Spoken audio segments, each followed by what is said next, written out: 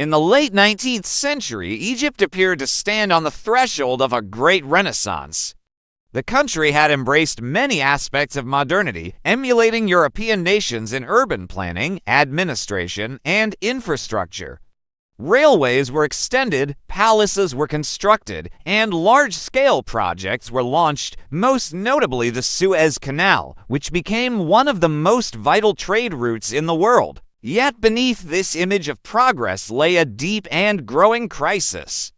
These ambitious projects were financed through heavy loans contracted by Khedive Ismail from European banks, particularly British and French institutions.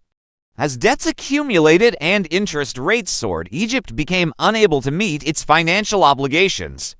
This financial weakness allowed European powers to interfere directly in Egypt's internal affairs under the pretext of reform and fiscal supervision. As a result, Egypt gradually lost its economic sovereignty. Foreign control was imposed over state revenues and expenditures, and the Khedive himself became increasingly constrained, possessing authority in name rather than in reality.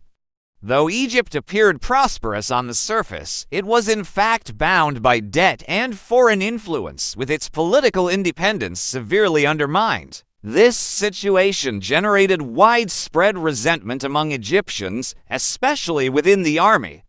Egyptian officers felt humiliated by foreign dominance and unequal treatment, while resentment grew over the increasing intrusion of Europeans into national affairs.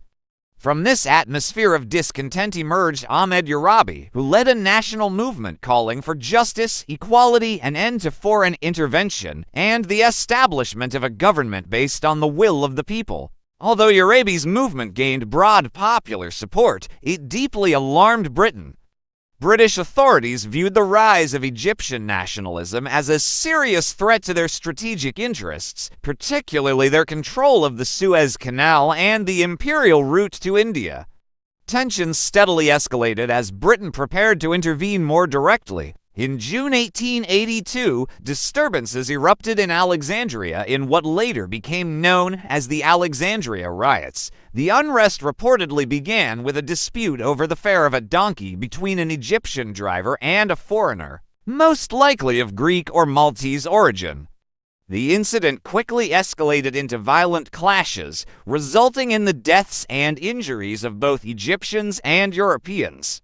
Chaos spread throughout the city, trade was disrupted, and public order collapsed. Britain seized upon these events as a convenient pretext for military intervention, claiming the need to protect foreign nationals and restore stability.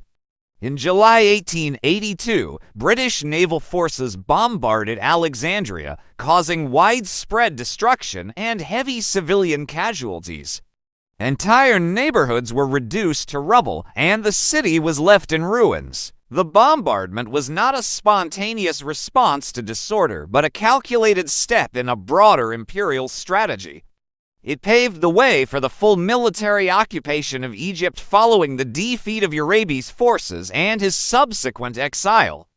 The true objective behind the intervention was to crush the nationalist movement, secure British control over the Suez Canal, and impose political, military, and economic dominance over the country. From that moment onward, Egypt entered a long period of British occupation that lasted for more than 70 years.